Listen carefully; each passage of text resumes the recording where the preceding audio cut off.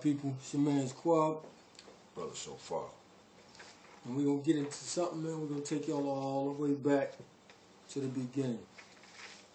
And this lesson is titled, The Mark of Cain, Full Circle. It's going to show you something. Like most people, if you ask them, what do the children of Israel have in common with Cain?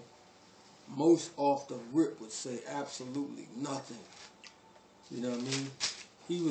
He's of the lawless one, as it talks about when the Messiah talks about him. So most of our people would say absolutely nothing. We don't have nothing in common with dude.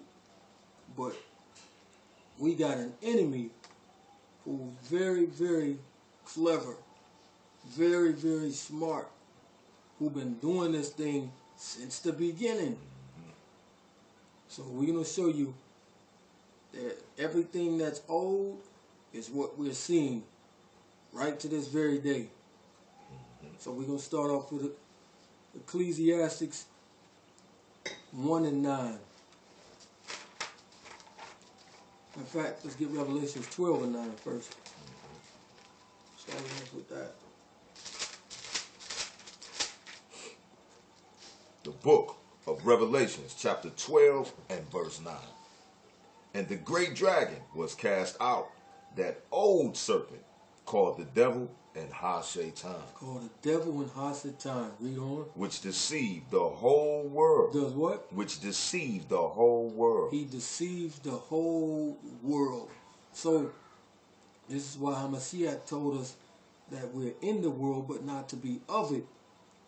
So, but this dude is so slippery, he's steadily deceiving you all the time, no matter what. That's why you really got to come out of it so you don't be deceiving. You got to keep studying. Ever get to that point where you think you got it all, like some of the elders, because you're going to be deceived. You're going to deceive yourself. Finish that out. He was cast out into the earth, and his angels were cast out with him. So cast out into the earth, that's where we are, in the earth. That's why he was walking through trying to devour whomever he can find to deceive, and ultimately cause you to sin. So now let's go to Ecclesiastes 1 and 9. Remember, this is the mark of Cain, full circle.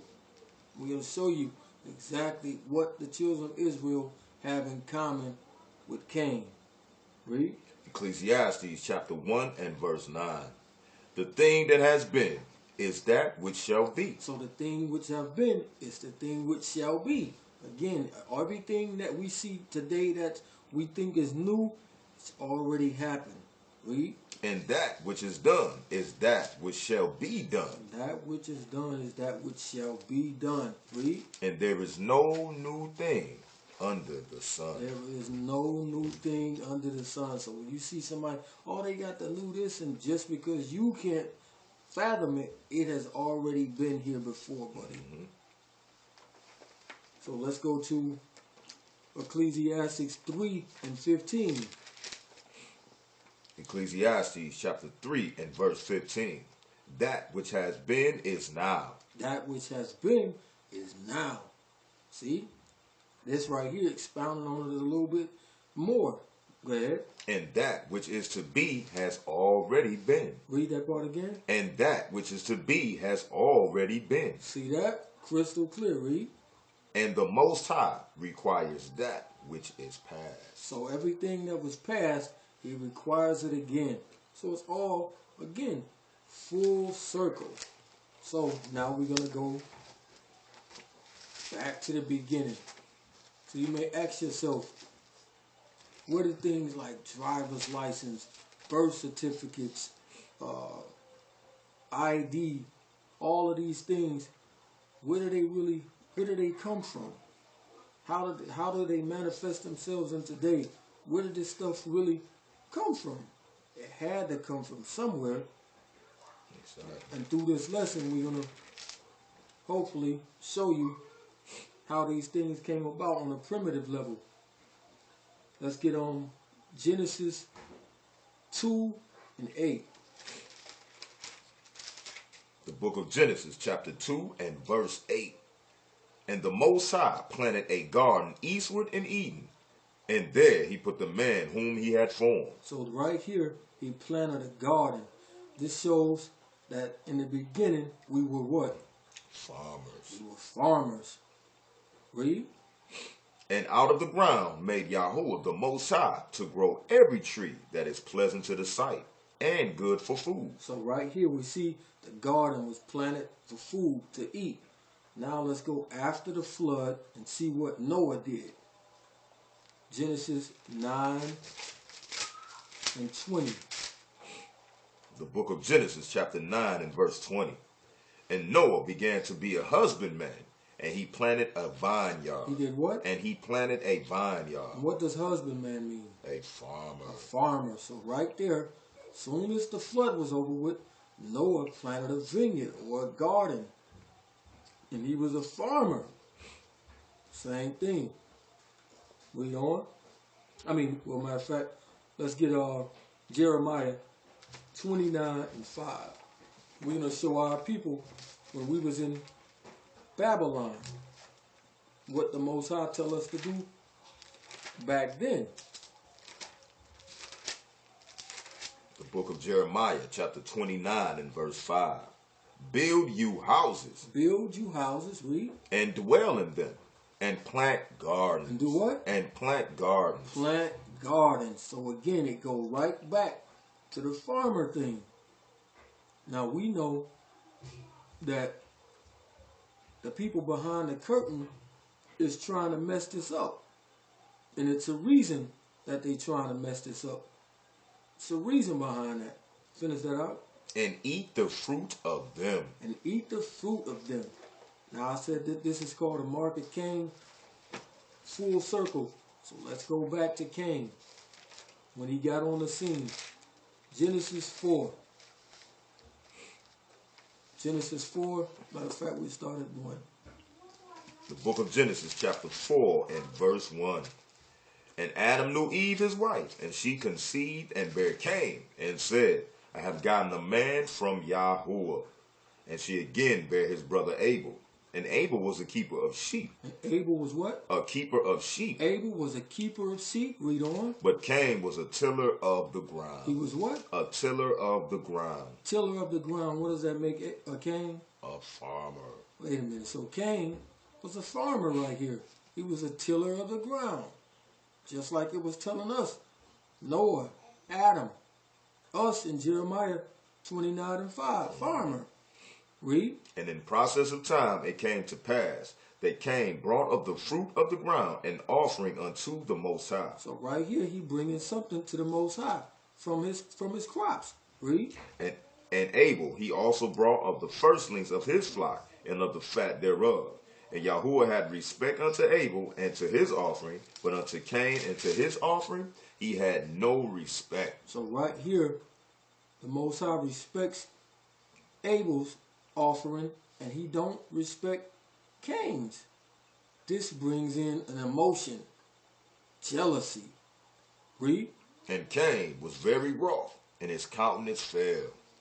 And the Most High said to Cain, why are you angry? Why are you angry? What's going on with you, man?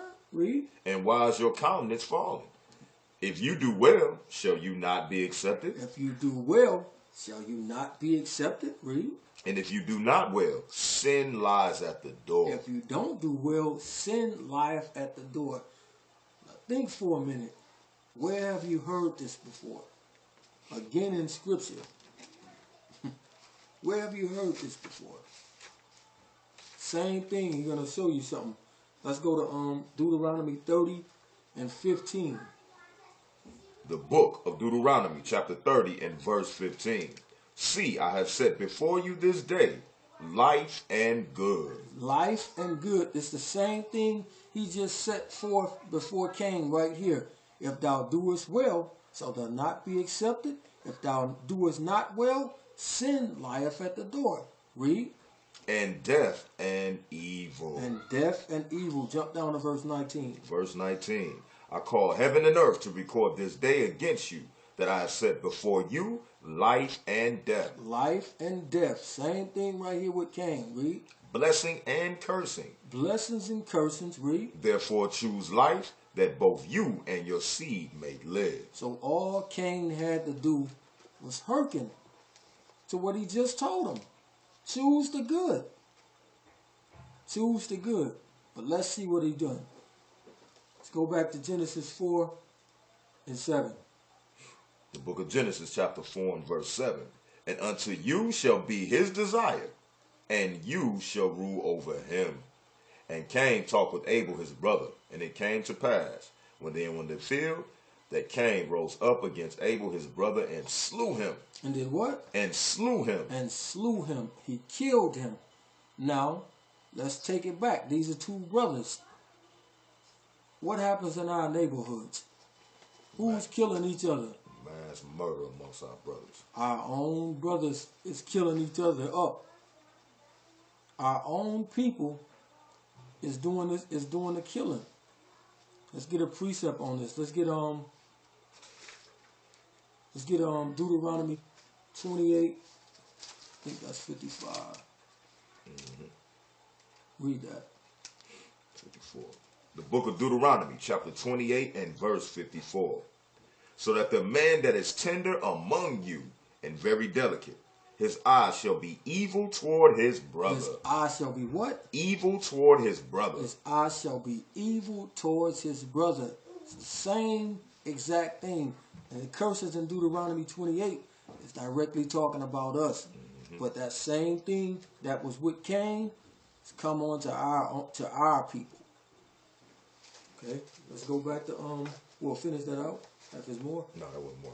Okay, that's cool. Let's go back to Genesis 4. 4. Okay. Genesis chapter 4 and verse 9. And Yahuwah said to Cain, where is Abel your brother? And he said, I know not. Am I my brother's keeper? So right here, he giving Cain an opportunity to come clean. We know the Most High know everything anyway.